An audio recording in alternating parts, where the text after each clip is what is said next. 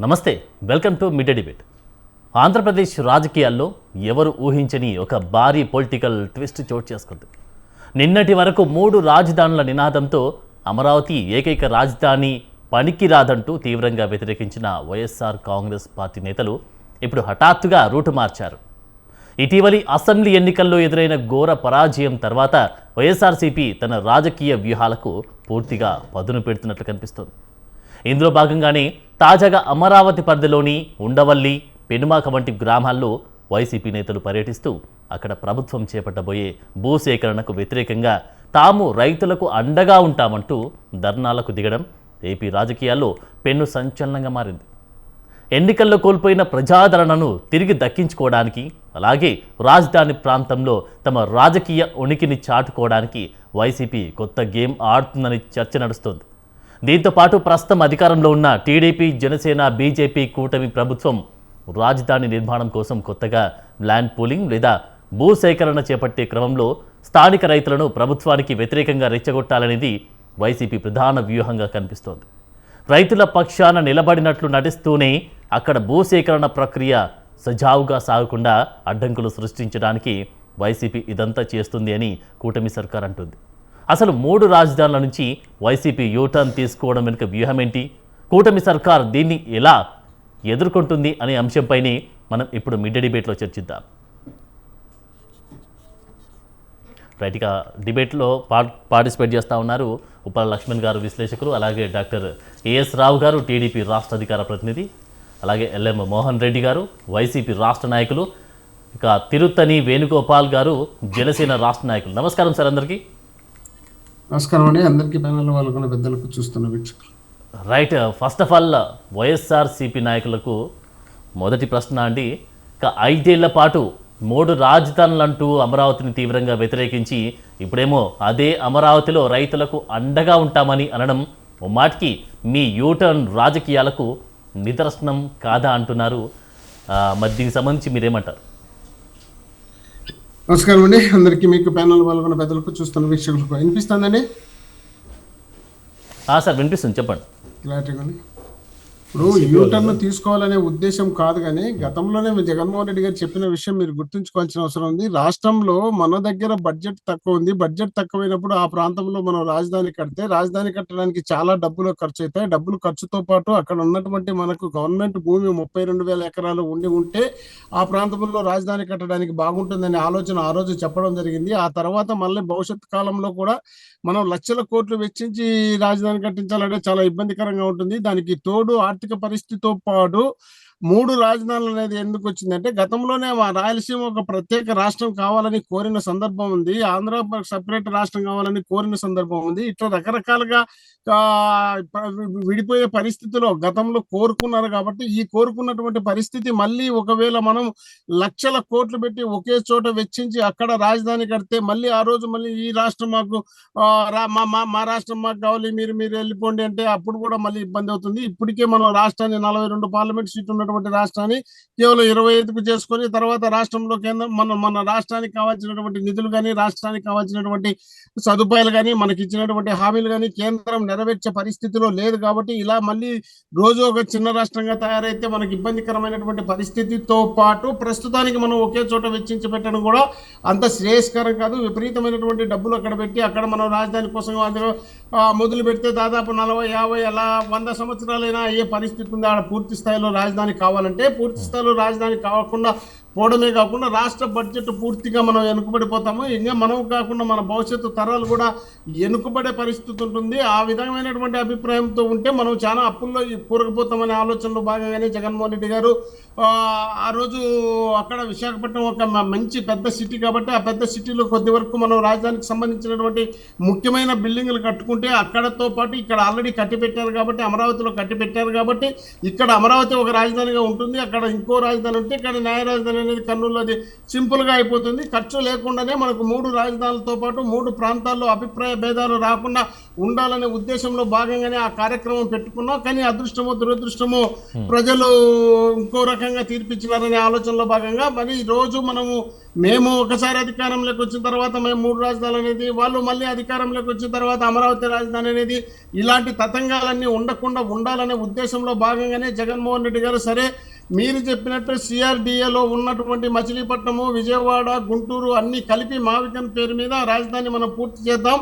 పూర్తి చేస్తే ఇది దాదాపు 110 కిలోమీటర్ల వరకు హైవే ఉంటుంది. దాదాపు అక్కడ మనకు కావాల్సినటువంటి రైల్వే కానీ, ఎయిర్పోర్ట్ కానీ, విద్యా సంస్థలు కానీ అన్ని రకాల సదుపాయాలు ఉన్నాయి. కాబట్టి ఇది మనకు ఒక 40 లక్షల పైబడి జనాభా కలిగినటువంటి రాజధానిగా ఉంటుంది. ఆ రాజధాని కట్టిస్తే మనకు తొందరలోనే రాజధాని డెవలప్ అవుతుంది, పెద్ద రాజధానిగా కనిపిస్తుంది. చెన్నై కానీ, మనకు తెలంగాణ కానీ, లేక బెంగళూరు కానీ ఇలాంటి రాజధానులకు మనం ధీటుగా కనపడే పరిస్థితి ఉంటుంది. కాబట్టి మనం 29 గ్రామాల్లోనే అదే ప్రాంతంలోనే దాదాపు ఇన్ఫ్రాస్ట్రక్చర్కే 2 లక్షల కోట్లు ఖర్చు పెట్టి మనం అక్కడ డెవలప్ చేయకపోతే అక్కడ ఉండేది 2 లక్షల మంది జనాభా కూడా లేరు.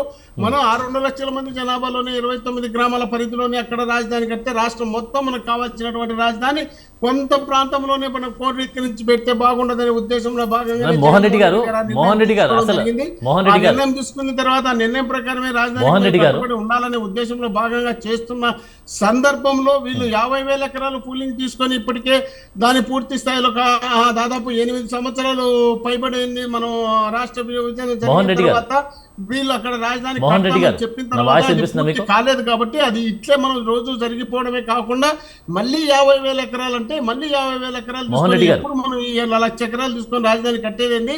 ఇది రియల్ ఎస్టేట్ వ్యాపారం లాగా చేయడం బాగుండదు. రాజధాని లాగా ఉండాలనే ఉద్దేశంలో భాగంగా మా ఆలోచన ఉన్నప్పుడు అక్కడ ఉన్నటువంటి సిఆర్డిఏ పరిధిలో ఉన్నటువంటి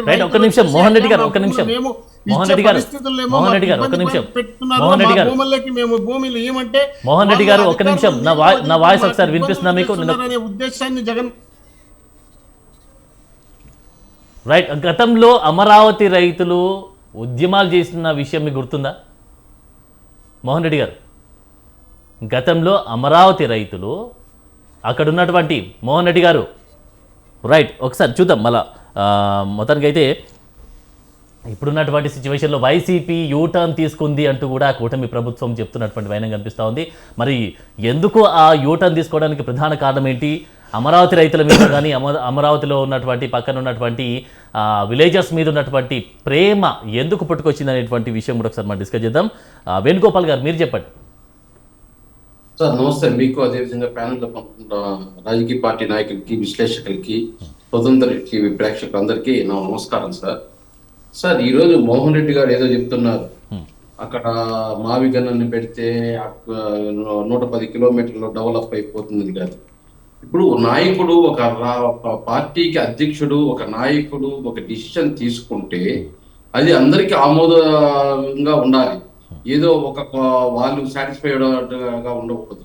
ఈరోజు 2014లో రాష్ట్ర విభజన సమయంలో ఏదైతే మనకు రాజధాని కావాలి, చెన్నై నుంచి మనం కర్నూలుకి పోవడం, మళ్ళీ కర్నూలు నుంచి ఏదైతే హైదరాబాద్ పోవడం, హైదరాబాద్ నుంచి వాళ్ళు వద్దంటే తిరిగి రావడం, ఇవంతా కాకుండా మనం ఏదైతే మిడిల్ ఈస్ట్ రాష్ట్రంలో మధ్యలో మనం ఒక ప్రాంతాన్ని ఏర్పాటు చేసుకొని ఖచ్చితంగా మన రాజధాని అభివృద్ధి చేసుకోవాలని చెప్పేసి ఆ రోజు ఏదైతే అసెంబ్లీలో ప్రవేశపెట్టి చంద్రబాబు నాయుడు గారు దానికి ససేమిరా అని చెప్పి ఒప్పుకోకపోయినా ఆ తర్వాత ఒప్పుకొని ఏదైతే ల్యాండ్ పూలింగ్ కానీ, అదే విధంగా అమరావతి రావడానికి కానీ, అమరావతికి ఏదైతే ఆ రోజు ఎస్టిమేషన్ కానీ అన్నిటికీ ఆ రోజు జగన్మోహన్ రెడ్డి యాక్సెప్ట్ చేశారు.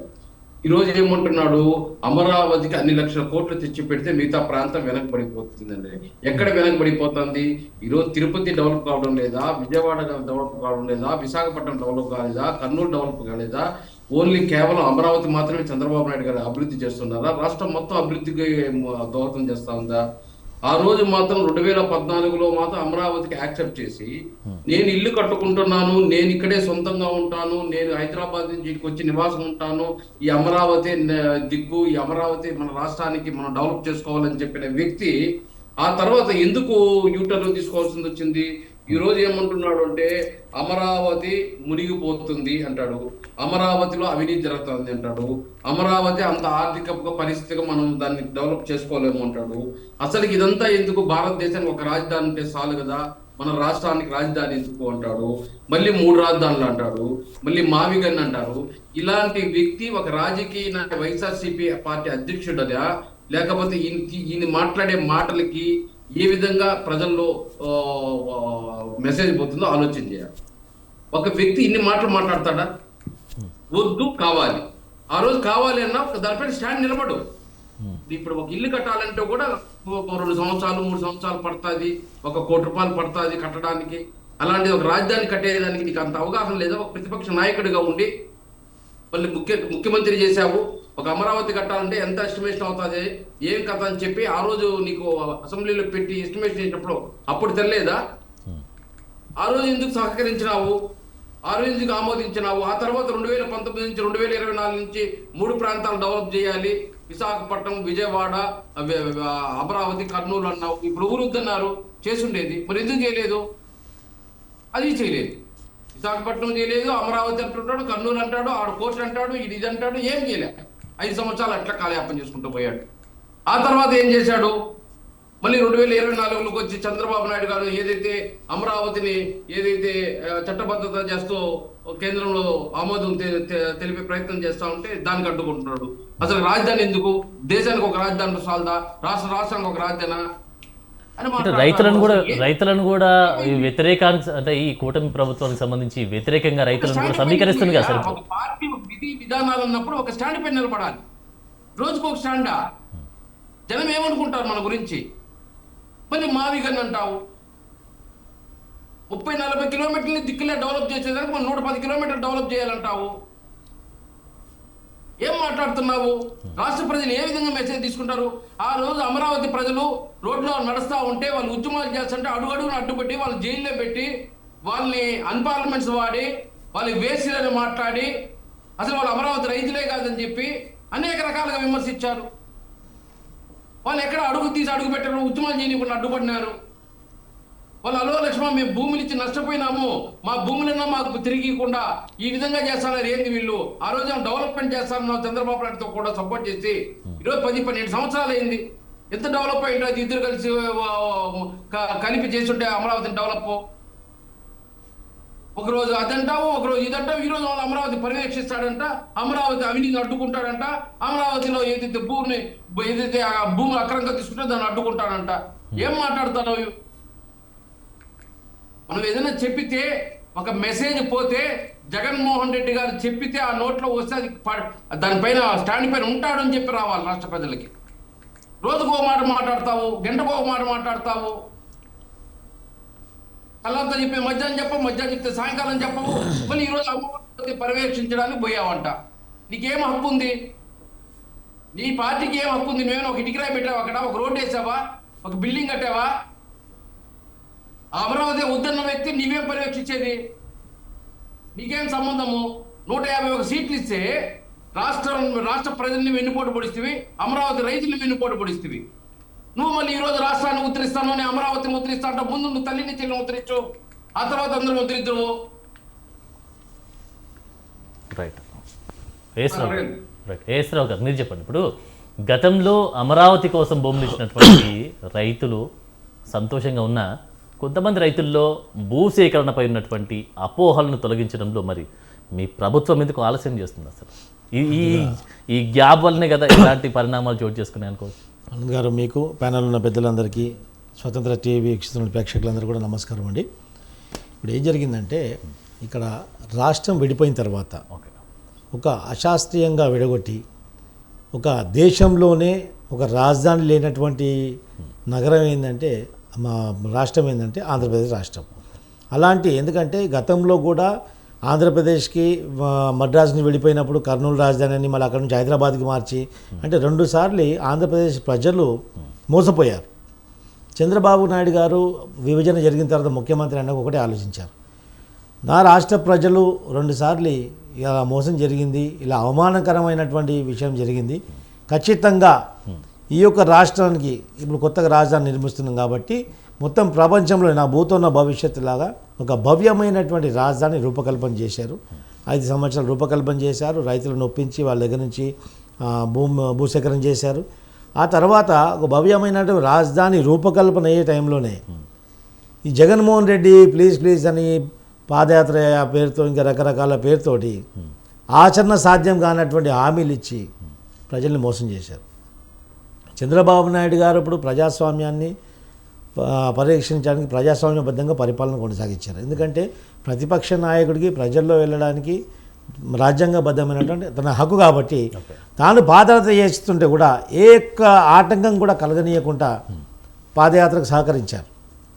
అంటే ప్రభుత్వానికి వ్యతిరేకంగా చంద్రబాబు నాయుడు గారికి తెలుగుదేశం పార్టీకి వ్యతిరేకంగా పాదయాత్ర చేస్తున్నప్పుడు కూడా రాజ్యాంగబద్ధంగా ఒక ప్రతిపక్ష నాయకుడికి విమర్శలు చేసే హక్కు ఉన్నది, ప్రజల్లో వెళ్ళే హక్కు ఉందని చెప్పేసి ప్రజాస్వామ్యబద్ధంగా పరిపాలించింది కాబట్టి అతను ఆ రోజు జగన్మోహన్ రెడ్డిని తిరిగినీకే అవకాశం ఇచ్చారు. ఆయన తిరిగి ప్రజలను మోసగించి తర్వాత ప్రజలను ఆచరణ సాధ్యం కాలంటే హామీలు ఇచ్చిన తర్వాత అధికారంలోకి వచ్చిన తర్వాత ఏం చేశారు? ఒక కన్స్ట్రక్టివ్గా నడిచేటువంటి ప్రభుత్వాన్ని కాదరాసి ఒక డిస్ట్రక్టివ్ ప్రభుత్వాన్ని ప్రజలు ఎన్నుకున్నారు. ప్రజలు ఎన్నుకున్న తర్వాత ప్రజలే నాలుక గరుచుకున్నారు. ప్రజలే మాతో తప్పిదం జరిగిందని చెప్పేసి ప్రజలు గ్రహించారు. 5 సంవత్సరాలు ఎలాగో భరించాలి కాబట్టి భరించారు. గత 5 సంవత్సరాల కాలంలో ఏమేం జరిగిందండి? అమరావతిలో ఒక ఇటుక రాయి కూడా వేయలేదు. ఎందుకంటే ఇక సామాన్యంగా జరిగే ప్రక్రియ ఎట్లుంటుందంటే ఇక్కడ హైదరాబాద్లో హైటెక్ సిటీ ఇవన్నీ కూడా చంద్రబాబు నాయుడు గారు స్థాపించారు, స్టార్ట్ చేశారు. ఆ తర్వాత చంద్రబాబు నాయుడు గారు తర్వాత ఎంతమంది ముఖ్యమంత్రులు వచ్చినా ఆ డెవలప్మెంట్ని కొనసాగించారు. రాజశేఖర రెడ్డి కానివ్వండి, రవిశేఖర్ గారు కానివ్వండి, కిరణ్ కుమార్ రెడ్డి కానివ్వండి, ఈవెన్ కేసీఆర్ కూడా కానివ్వండి. అంటే పార్టీకి సంబంధించినటువంటి విభేదాలు ఎక్కడ పక్కకున్నా రాజకీయాలకు అతీతంగా ఈ యొక్క ప్రజలకు అభివృద్ధి అనేది, ఒక రాజధాని అనే అభివృద్ధి అనేది ప్రజల కొరకు చేసేది. రేపు ఒక రాష్ట్రం భవిష్యత్తును ఆలోచించుకొని చేసేది. ఆలోచన ప్రజల మేలుకొని నాయకుడు ఎవరు మాత్రం ఇలాంటివి చేయరు. అదేవిధంగా అక్కడ చంద్రబాబు నాయుడు గారు మొదలుపెట్టినటువంటి అభివృద్ధిని నువ్వు కంటిన్యూ చేసింటే రైతులను మోసం చేస్తున్నారు, కంటిన్యూ చేసింటే ఈరోజు ఇంకా అభివృద్ధి జరిగేది. కానీ అక్కడ ఏం చేశారు? 3 రాజధానులు అని చెప్పేసి ప్రజలని 3 రాజధానులు అని చెప్పేసి 3 ముక్కలాట చేశారు. తర్వాత అక్కడ రైతులు భూములు ఇచ్చినటువంటి రైతులు ఆందోళన చేశారు. అతిపెద్ద ఉద్యమం, స్వతంత్ర ఉద్యమం తర్వాత ఇది ఒక అతిపెద్ద ఉద్యమం అండి.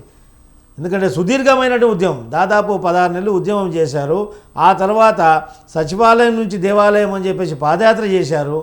అక్కడ అమరావతిలో భూములు ఇచ్చిన రైతులు గర్భిణీ మహిళల పైన కూడా లాఠీల వర్షం కురిపించావు. ఇంత అమానుషంగా పరిపాలన కొనసాగించావు. అప్పుడు లేని ప్రేమ ఇప్పుడు ఎందుకు వచ్చింది? మరి అప్పుడు పేడ్ ఆర్టిస్ట్గా పరిగణించావు. అక్కడ మా రైతులు కాదు వీళ్ళు పేడ్ ఆర్టిస్ట్ అని చెప్పేసి వాళ్ళపైన ముద్రేశారు. ఈరోజు మీరు ప్రజలు బుద్ధి చెప్పిన తర్వాత అమరావతి ప్రాంతంలో ఈ యొక్క క్యాపిటల్ అనుకున్నటువంటి ప్రాంతంలో ఒక సీటు కూడా మీకు రాలేదు. ఒక ప్రాధాన్యత మీకు ఎన్నిక ప్రజలు అవకాశం ఇవ్వలేదు. ఇప్పుడు మీరు బుద్ధి తెచ్చుకొని మళ్ళీ ఇక్కడికి వచ్చి మళ్ళీ మొన్నటిదాకా ఏం చేశారు? మావి కానీ ఆ కానీ ఆ తోపు ఈ తోపు అని ఏదో ఒకటి చేశారు. అది వర్కౌట్ కాలేదు. అంటే ఇప్పుడు మళ్ళీ వచ్చి ముసలి కన్నీళ్ళు కార్చుకుంటూ మీ పక్షాన మేమున్నాము, మీకు జరిగిన అన్యాయానికి మేము సహకరిస్తాము. ఏం అన్యాయం చేశారు? సరే ఇప్పుడు లక్షలాది వేలాది ఎకరాలు ల్యాండ్ పూలింగ్ చేసినప్పుడు కొన్ని అవకతవకలు ఎక్కడ జరిగినప్పుడు కూడా ఏ ఒక్క రైతుకు కూడా ఏ ఒక్క ఎకరానికి కూడా వాళ్ళకి అన్యాయం జరగకుండా ఖచ్చితంగా కూటమి ప్రభుత్వం హామీ ఇస్తుంది. వాళ్ళకి ఏ విధమైన అన్యాయం జరగకుండా వాళ్ళకు న్యాయం చేసే బాధ్యత కూటమి ప్రభుత్వం తీసుకుంటుంది. దానికి నువ్వు ముసలి కన్నీళ్ళు కార్చి వాళ్ళకి ఏదో తప్పుదారి పట్టించి ప్రభుత్వాన్ని అపాస్పాలు చేయాలని చెప్పేసి నీ యొక్క ఆశ అడియాశగా మిగులుతుంది. మాత్రం అది ఎక్కడ మాత్రం రైతులే కానీ ప్రజలే కానీ నమ్మే సిచ్యువేషన్లో ఉన్నారు ఇప్పుడు వైసీపీ. ఎవరు నమ్మరండి? ఇప్పుడు రైతులు ఆ రోజు ఆందోళన చేశారు.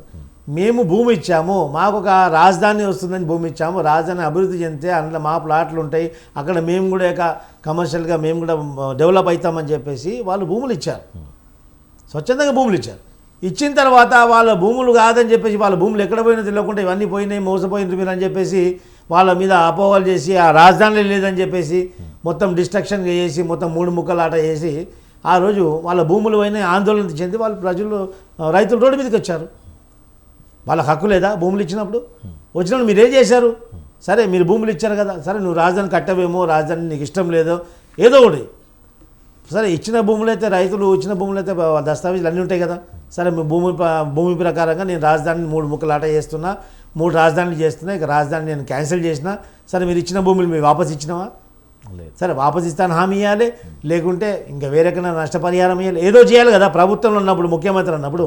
అదేం చేయకుండా మీరు ఎవరికి ఇచ్చిండ్రో అడుక్కోపోండి, మాకు సంబంధం లేనన్నట్టు వ్యవహరిస్తే ఎట్లుంటుందండి?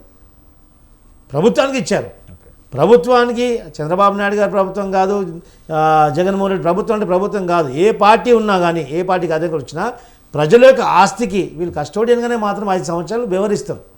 అంతే తప్ప వీళ్ళ సొంత ఆస్తి కాదు.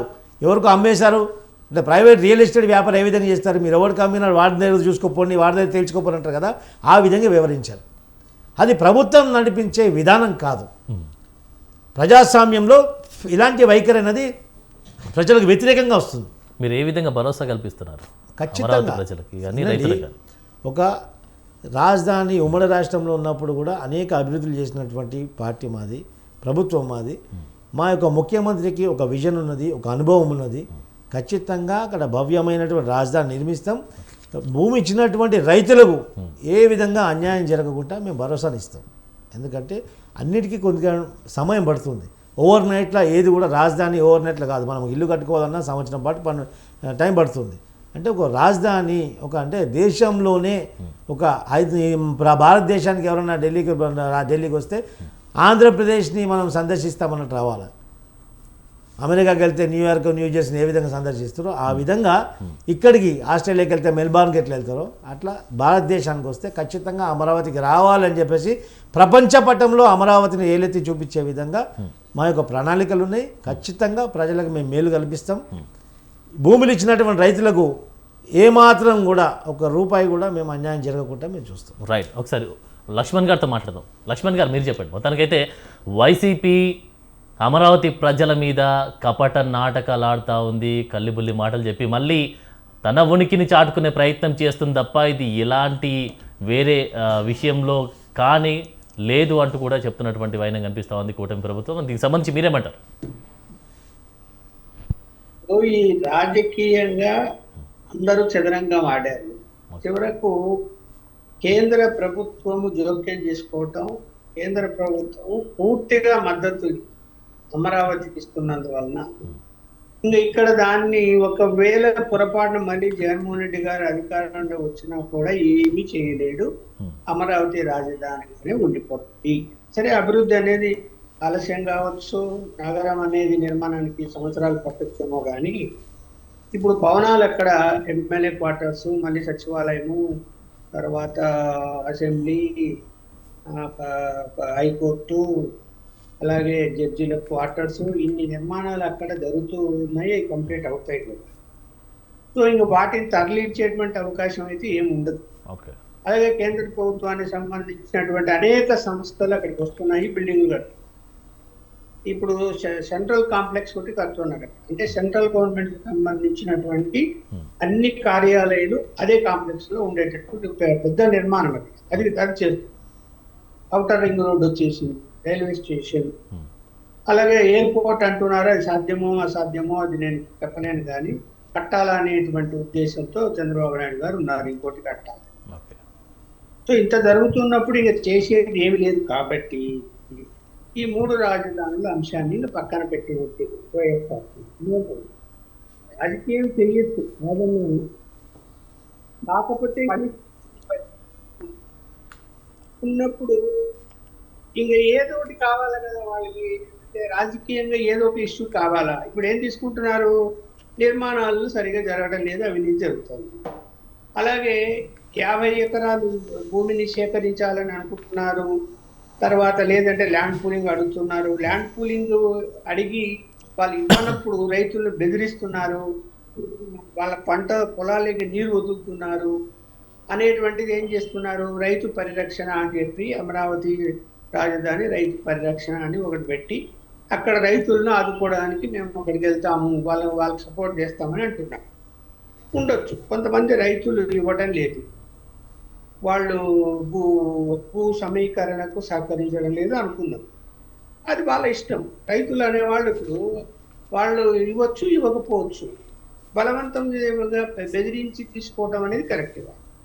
అయితే ల్యాండ్ ల్యాండ్ అక్విజిషన్ చేయొచ్చు అంటే అది దానికి చట్టం ఉంది కాబట్టి దాన్ని వ్యతిరేకించే అవకాశం ఉండదు.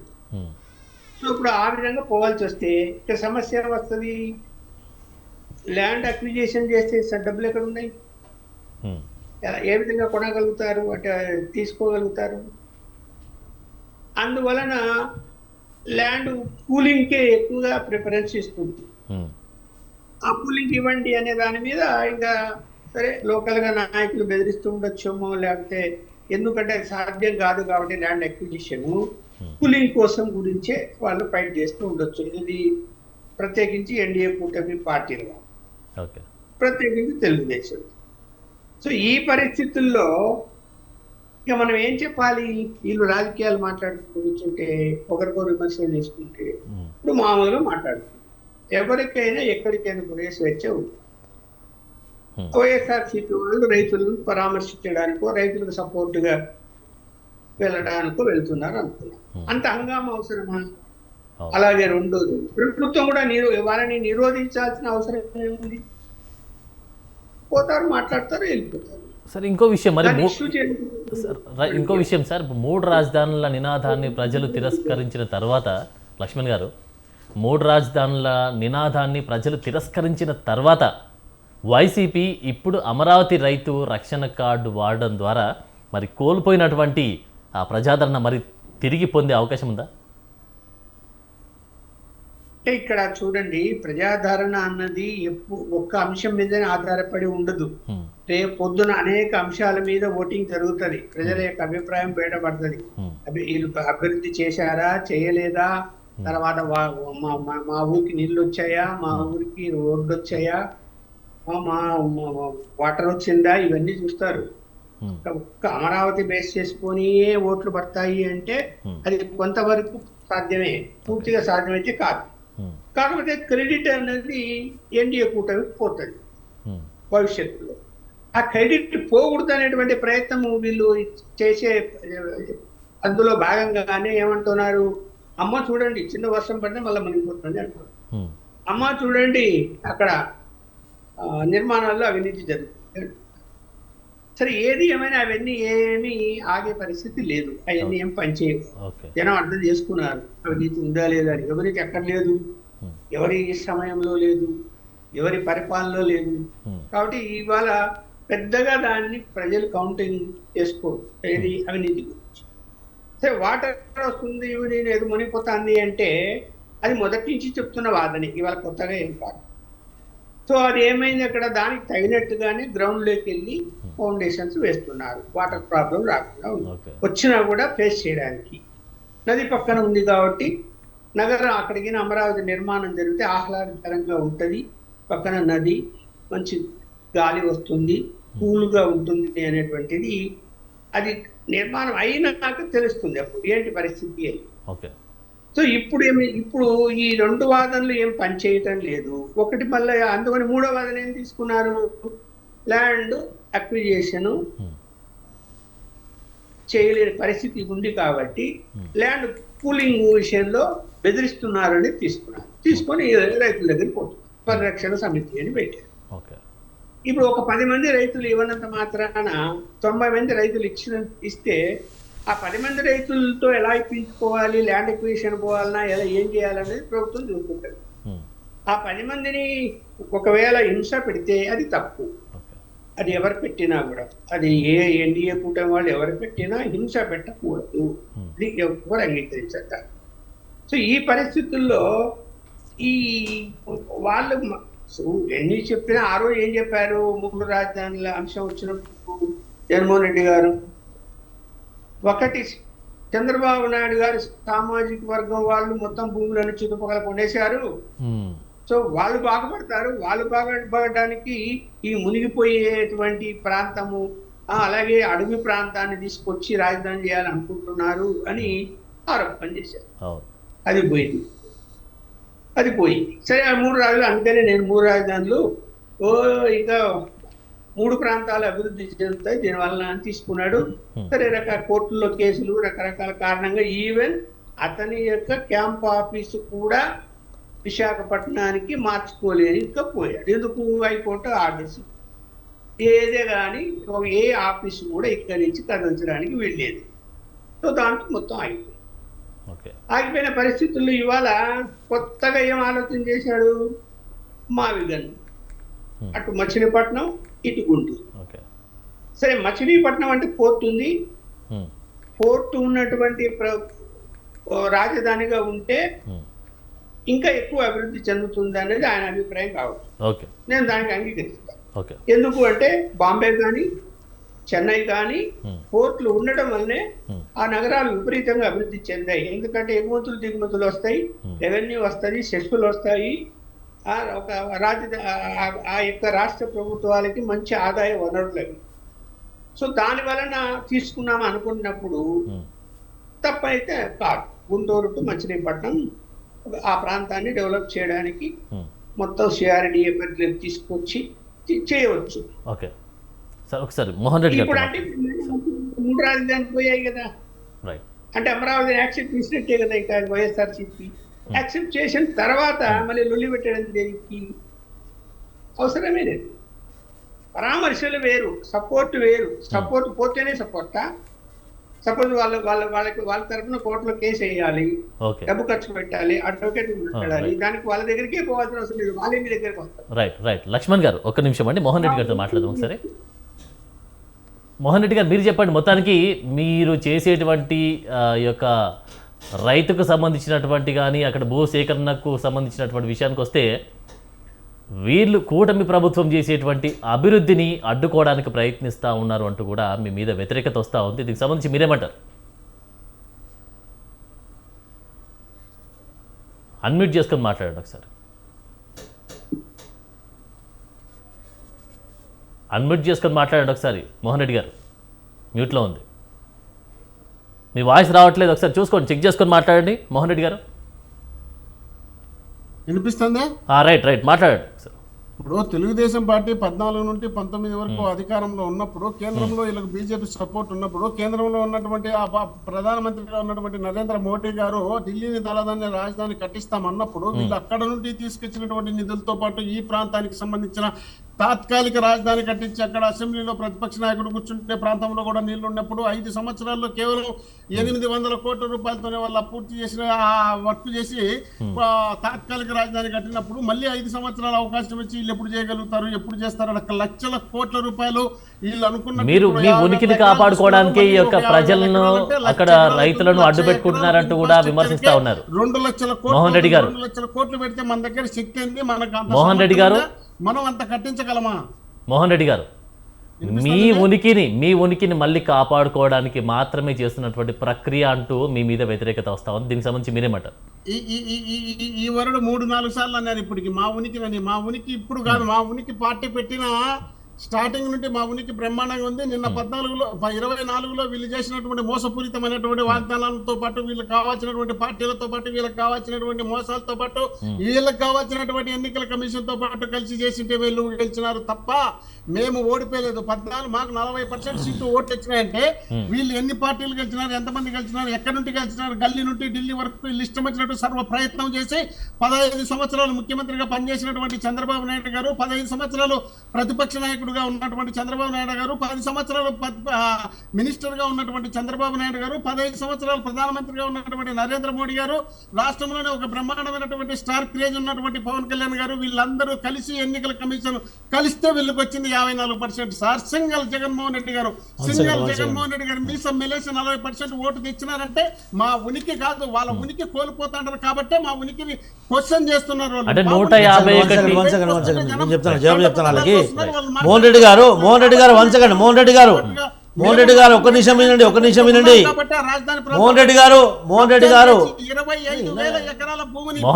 ఒక్క నిమిషం వినండి. మోహన్ రెడ్డి గారు ఏఎస్ రావు గారు ఒక క్వశ్చన్ మీరు అన్న మాటకు ఒక మాట నేను జవాబిస్తా. మీరు అన్నది ఇప్పుడు ఏంటంటే వినండి. మోహన్ రెడ్డి గారు ఒక నిమిషం వినండి. డిబేట్ లాగా చెప్పేటోళ్ళు కూడా వినాలండి. మోహన్ రెడ్డి గారు ఒక నిమిషం కాదు వినండి.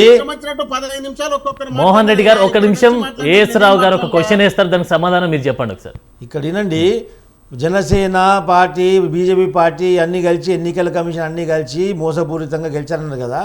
మోసం చేసింది మీద ఆధారాలు ఉంటే కోర్టుకు వెళ్ళండి. చేతిలో గాజులు పెట్టుకుని కూర్చున్నారా? ఏందండి ప్రజలు మిమ్మల్ని చీగొట్టి 11 సీట్లకు కుదిర్చిన తర్వాత బుద్ధి లేకుండా మళ్ళీ ఓడిపోయింది కాకుండా మళ్ళీ ఇంకేంది మోసం చేసిన ఎలక్షన్ కమిషన్ ఒక స్వచ్ఛంద బాడీ అది అటోనమస్ బాడీ అది ఎలక్షన్ కమిషన్ కలిసి పార్టీలు కలిసి మోసం చేసినాయంటే మీదే సాక్ష్యాధారంలో కోర్టుకు వెళ్ళండి. ఈ దేశంలో కోర్టులు ఉన్నాయి, ఈ దేశంలో కోర్టులు ఉన్నాయి. ఇలా డిబేట్ బజార్ కట్టి సపోర్ట్ కొట్టడం కాదు, కేంద్రంలో ఉన్నటువంటి ఒళ్ళు దగ్గర పెట్టుకొని మాట్లాడే ముందు దేశవ్యాప్తంగా మొత్తుకుంటున్నారు. ప్రజా తీర్పును ధిక్కరించదు, ప్రజలు ఇచ్చిన తీర్పు ఇది, ఇది పబ్లిక్ మ్యాండేట్, ఇది మమతా బెనర్జీ గారు కోర్టుకు పోయి డైరెక్ట్ వాదించినారు.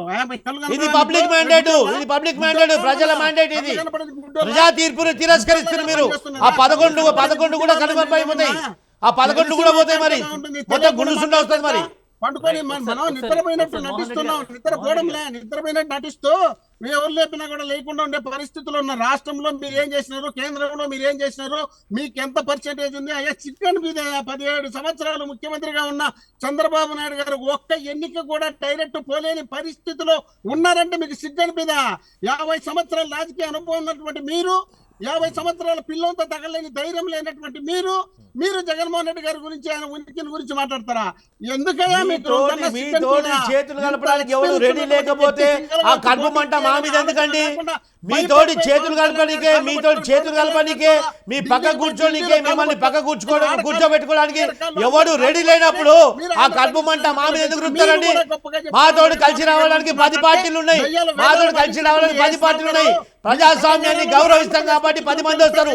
ప్రజాస్వామ్యాన్ని అపహాస్యం చేస్తారు కాబట్టి మీ దరిదాపులో కూడా ఎవరు రారు, మిమ్మల్ని దరిదాపులో కూడా ఎవరు రానియరు.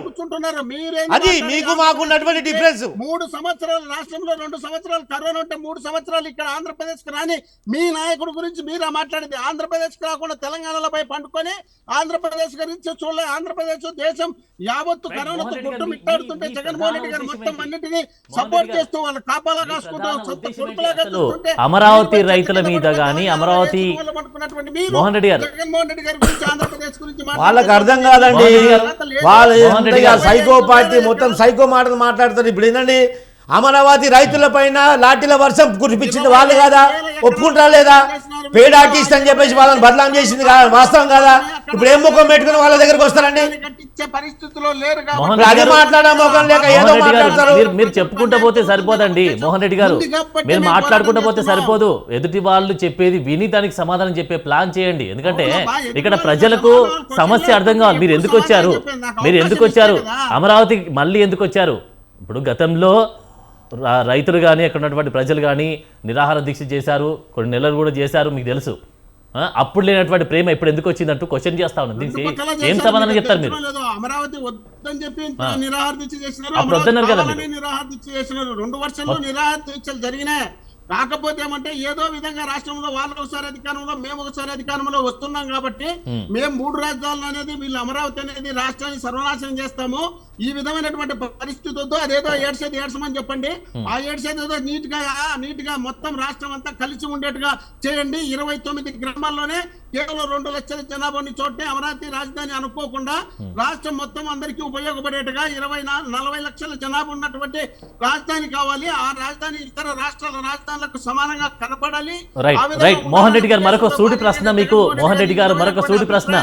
మోహన్ రెడ్డి గారు, నేను చెప్పేది వినండి ఒకసారి, నేను చెప్పేది వినండి. కూటమి ప్రభుత్వం ప్రతిష్టాత్మకంగా చేపట్టబోయే భూసేకరణ అలాగే ల్యాండ్ పూలింగ్ ప్రక్రియను అడ్డుకొని రాజధాని అభివృద్ధిని ఆలస్యం చేయడమే మీ పరోక్ష ఉద్దేశం అంటూ కూడా క్వశ్చన్ రేజ్ అవుతుంది. దీనికి ఏం సమాధానం చెప్తారు మీరు?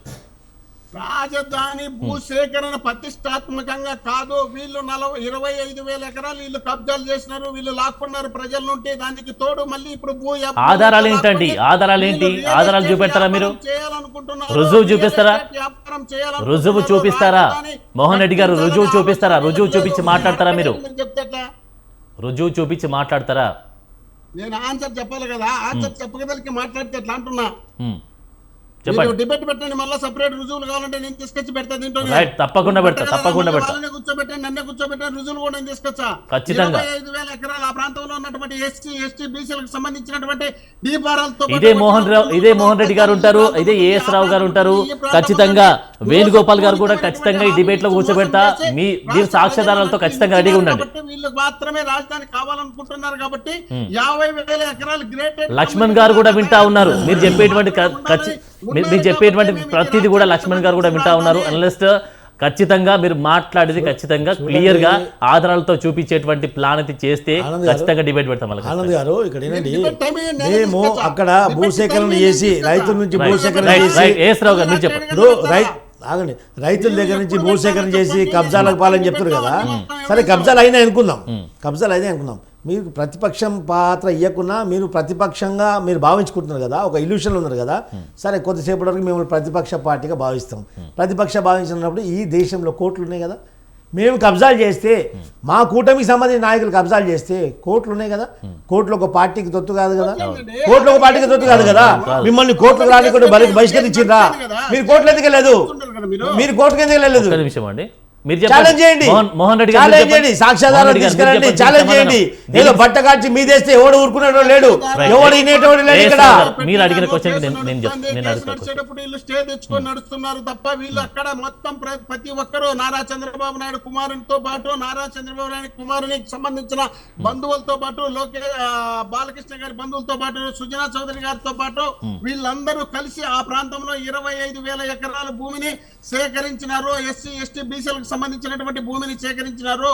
వీళ్ళు మొత్తం ఈ ప్రాంతం రాజధాని ఉంటుంది నూజివీడు అని ఒకసారి ఇక్కడ మన మచిలీపట్నం అని ఒకసారి వీళ్ళు ఇష్టం వచ్చినటువంటి ప్రచారం చేసి ఇక్కడ ఉన్నటువంటి రైతులతో భూములు కొనేసి ఈ భూములు కొన్న తర్వాత అక్కడ రాజధాని కాకుండా ఈ ప్రాంతంలో రాజధాని పెట్టి 25,000 ఎకరాలు తెలుగుదేశం పార్టీకి సంబంధించినటువంటి నాయకుల దగ్గర రాజధాని ప్రాంతానికి సంబంధించినటువంటి ప్రాంతంలో ఉంది. అందుకని వీళ్ళు లక్షల కోట్లు పెట్టి అక్కడ డెవలప్ చేసే వీళ్ళు శాశ్వతంగా రాజకీయాల్లో మేమే ఉండాలి. మోహన్ రెడ్డి గారు ఒక నిమిషం, ఇదే క్వశ్చన్ మన ఏఎస్ రావు గారు వింటా ఉన్నారు. దానికి సమాధానం వాళ్ళు చేస్తున్నారు, దానికి సమాధానం చెప్తారు ఏఎస్ రావు గారు. ఒకసారి చెప్పండి, దీనికి సమాధానం చెప్పండి. రాజధానిలో 25,000 ఎకరాలు తీసుకున్నారు, మా నాయకులు కబ్జాలు చేశారు. మా నాయకుల గురించి మా యొక్క తెలుగుదేశం పార్టీకి సంబంధించిన వాళ్ళు కూటమికి సంబంధించిన వాళ్ళకు అభివృద్ధి చేయడానికి మేము ఇక్కడ రాజధాని కడుతున్నామని చెప్పారు కదా. సరే మేము అన్యాయంగా అక్రమంగా కబ్జాలు చేసినది మీరు ప్రజల దగ్గర తీసుకురండి, సాక్ష్యాధారాలు తీసుకొచ్చి నేను కాదు కదా కబ్జా చేసింది, వాళ్ళు ఏ నాయకులు అయితే కబ్జా చేసినట్టున్నారు కదా. కూటమి ప్రభుత్వం తర్వాత మీరు రెడీ అయినా చూడండి, చెప్తున్నాం కదా మేము ప్రజలకు జవాబుదారీగా ఉన్నాము. We are answerable to the people of Andhra Pradesh. మీరు కాదు, మీకు జవాబు లేదు, మీరు ప్రజల్లో చెప్పడానికి జవాబు లేదు. ఇలాంటి అవాస్తవాలు చెప్పేసి ఏదో అబాస్పాలు చేయాలనుకుంటారు కదా. మే ఆ నాయకులు కబ్జా చేసింటే సాక్ష్యాధారాలు మేము వినకపోతే కోర్టులు ఉన్నాయి, కోర్టుకు వెళ్ళండి. ఒకవేళ కోర్టులో మీకు న్యాయం జరగకపోతే ప్రజా కోర్టు ఉంది, ప్రజల దగ్గరికి వెళ్ళండి. ముద్దులు పెట్టుకుంటా ప్లీజ్ ప్లీజ్ అని చెప్పేసి వెళ్తారు కదా, అది అలవాటు ఉంది కదా. మరి అదే పాంప్లెట్లు పట్టుకు వెళ్ళండి, సాక్ష్యాధారాలు తీసుకొని మొత్తం ఆ డాక్యుమెంట్ అన్ని బైక్ వేసుకొని వెళ్ళండి, మెడల్ వేసుకొని వెళ్ళండి. ఇక చూడండి నేను మెడల్ వేసుకున్న కబ్జాలు చేసిన డాక్యుమెంట్ చూపించండి, అప్పుడు ప్రజలు ఒప్పుకుంటారు. వాస్తవాలు తెలియకుండా అవాస్తవాలు మాట్లాడడం ఎవరు ఒప్పుకుంటారండి? మేము వద్దంటున్నామా? మా సాక్ష్యాధారాలు ఉంటే బయట పెట్టండి, మీరు సాక్ష్యాధారాలు ఉంటే బయట పెట్టండి, కోర్టులకు వేయండి, కేసులు వేయండి, ప్రజల దగ్గరికి వెళ్ళండి, నిలదీయండి. అది చేత కాదా? మీ హక్కు లేదా? మరి ప్రతిపక్షంలో లేనాకున్నా ప్రతిపక్షం హోదా మీకు ఇస్తున్నాం. ప్రతిపక్షంగా నా బాధ్యత మీరు తెలుసుకోండి, ప్రతిపక్షంగా మీ బాధ్యత మీరు చేయండి. ఇంకా ఏంది మీకు పంపించే? మీకు అసలు ఏమన్నా ఉంటుందే? మీకు ఆలోచన లేదు కదా. మీరు ప్రజలు ఏమనుకుంటారు కాదు, మీరు ఎట్లుండామనుకుంటారు తప్ప ప్రజలు ఎట్లుండారని ఆలోచన చేయరు. కాబట్టి మేము ప్రింట్ ఇచ్చి బుక్కులు పంపిణీ చేసినాం. ఇది పలానా వాడు పలానా చోట ఇన్ని ఎకరాలు కబ్జా చేసినారు అని 25,000 ఎకరాలు ఎవరెవరు ఎక్కడెక్కడ కొట్టేసింది ఆ కొట్టేసినటువంటి వివరాలతో పాటు బుక్కులు పంపిణీ చేసినాం మేము 14 నుండి 19 వరకు. మీకు అలాంటి ఆలోచన ఉంటది కదా. ఇంకొక 25,000 ఎకరాలు కొడదాం, 50,000 ఎకరాలు మన చేతిలో పెట్టుకుందాం. రాజధాని శాశ్వతంగా మన కనుసన్నుల్లోనే నడవాలి. రాజధాని అనేది రాష్ట్రానికి సంబంధించింది కాదు, తెలుగుదేశం పార్టీకి. మోహన్ రెడ్డి గారు అమరావతి రాజధానికి మీరు వ్యతిరేకమా? తప్పు అని నేను అడిగిన క్వశ్చన్ ఆన్సర్ చెప్పండి. ప్రయత్నం తప్ప మేము వేరే ఉద్దేశం లేదు. రైట్ ఒక క్వశ్చన్ అడిగి మళ్ళీ వేరే దగ్గరికి వెళ్తాను. ఇప్పటికైనా వైఎస్ఆర్సీపీ అమరావతిని ఏకైక రాజధానిగా మనస్ఫూర్తిగా అంగీకరిస్తారా, లేక మళ్ళీ మావిగన్ లాంటి ప్రస్తావన తీసుకొచ్చి మళ్ళీ జనంలోకి వచ్చే అవకాశం ఉందా? మేము ఇప్పటి కాదు, సూటిగా అప్పుడు చెప్పండి, కూడా సూటిగా అమరావతి షార్ట్ గా చెప్పండి, సమయం ఎక్కువ లేదు రాజధాని కాబట్టి.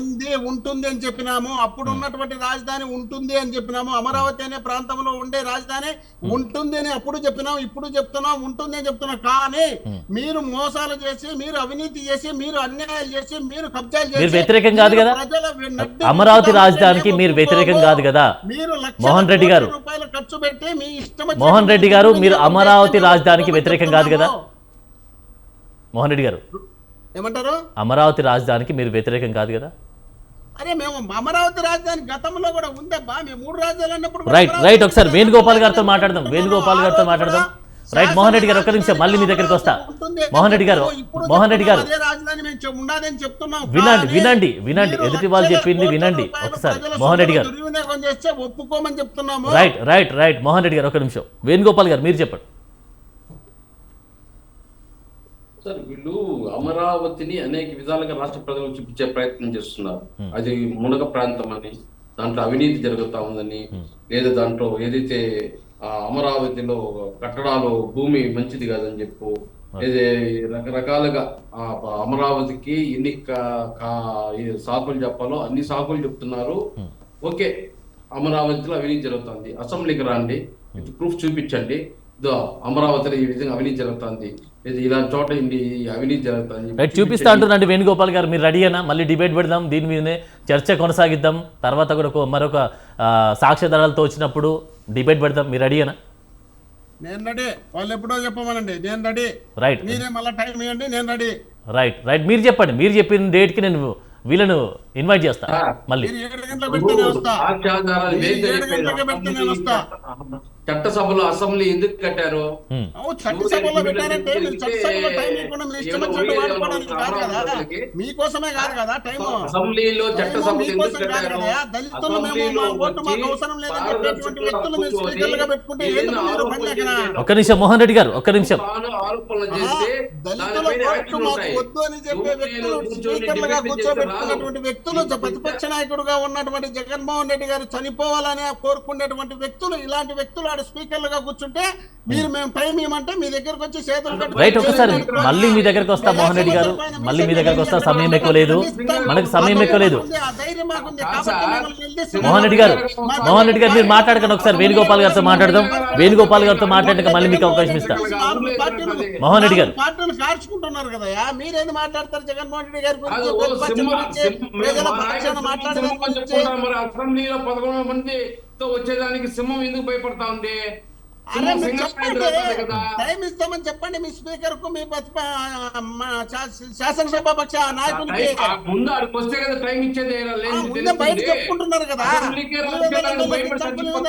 చెప్పుకుంటున్నారు కదా. మీకు తప్పుంటే, మీకు ధైర్యం ఉంటే, మాకు 40% ఓట్లు వచ్చినాయి, మా 40% టైం ఇస్తామని చెప్పి మీరు ప్రకటించమని మీ నాయకుడికి చెప్పండి.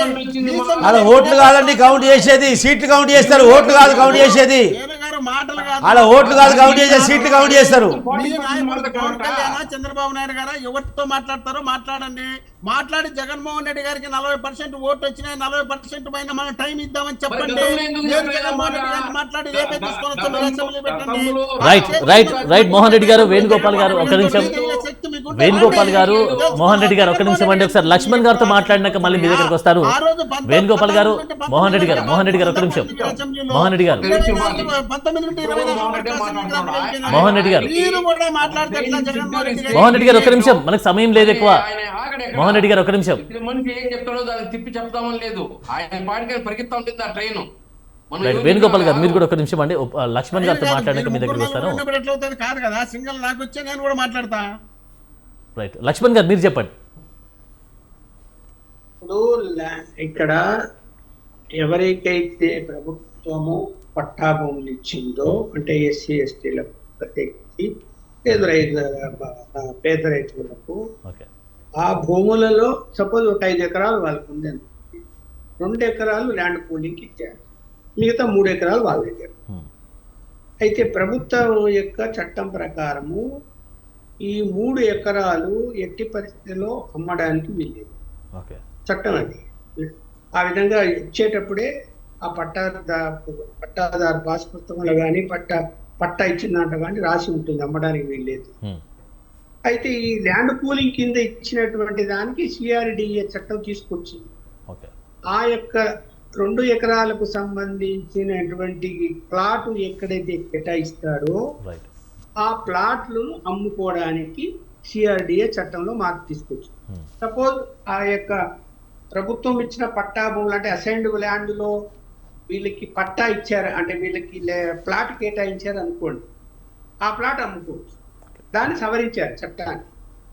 అయితే ఈ భూములు కూడా ఆ యొక్క కేటాయించినటువంటి ప్లాటులు అమ్ముకునే విషయంలో కొంతమంది పాపం డబ్బు అవసరం ఉండి ముందుగానే అగ్రిమెంట్ రాసుకొని ఆ చట్ట సవరణ జరగక ముందే కొంతమంది డబ్బులు తీసుకున్నారు అనేది కొన్ని సందర్భాలు వార్తలు కూడా వచ్చాయి.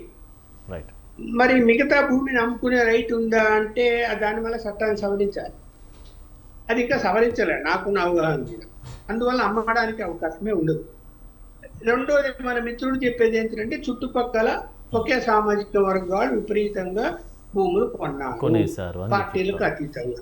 నేనైతే పార్టీలకు అతీతంగా చెప్తున్నాను.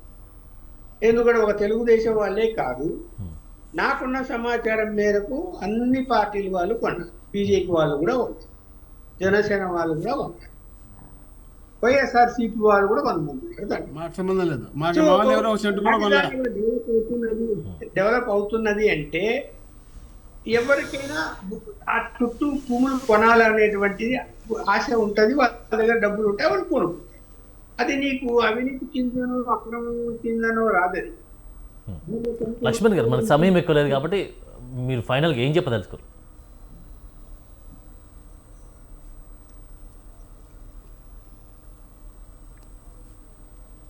లక్ష్మణ్ గారు.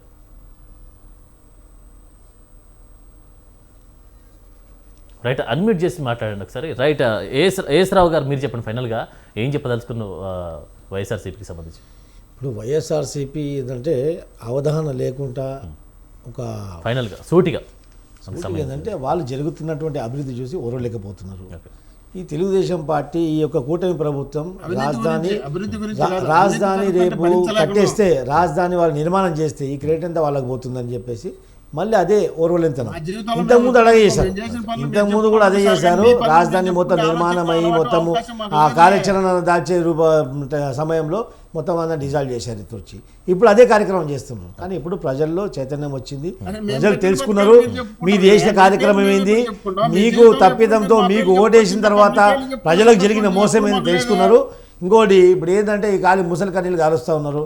రైతులకేమో అన్యాయం జరిగిపోయింది, వాళ్ళ భూములు కబ్జాలు అయినాయి. భూములు కబ్జాలు అయితే ఇట్లా తెలుగుదేశం పార్టీ కానీ ఈ కూటమి ప్రభుత్వాలు ఎవరైనా ప్రభుత్వం సంబంధించి ఎవరైనా కానీ భూములు కబ్జాలు చేస్తే ఈ దేశంలో ఇది ప్రజాస్వామ్య దేశం, ఈ నియంత్రణ పరిపాలన ఇక్కడ జరగట్లేదు. మీరు కోర్టుకెళ్ళండి. ఎలాంటి హామీ ఇస్తా ఉన్నారు? ఖచ్చితంగా రైతులు ఇచ్చినటువంటి భూమికి, వాళ్ళు ఇచ్చినటువంటి భూమికి ఇచ్చినటువంటి హామీ ఖచ్చితంగా వాళ్ళకి ఏ విధమైన అన్యాయం జరగకుండా వాళ్ళకి న్యాయం చేసే మేము చేస్తాం, ఖచ్చితంగా చేస్తాం. ఏ ఒక్క రైతు కూడా అన్యాయం జరగకుండా మేము ఖచ్చితంగా బాధ్యత వహిస్తాం. మేము బాధ్యత తీసుకుంటాం, ధైర్యంగా చెప్తున్నాం ఇలా. Okay, right and thank you very much. Mid day డిబేట్లో పార్టిసిపేట్ చేసినటువంటి డాక్టర్ ఏఎస్ రావు గారికి, ఉప్పల లక్ష్మణ్ గారికి, ఎల్ఎం మోహన్ రెడ్డి గారికి, వేణుగోపాల్ గారికి ధన్యవాదాలండి. Thank you very much mid day డిబేట్లో పార్టిసిపేట్ చేసినందుకు. ఇది ఇవాళ అంశం. మరొక అంశంతో మళ్ళీ కలుద్దాం. నమస్కారం.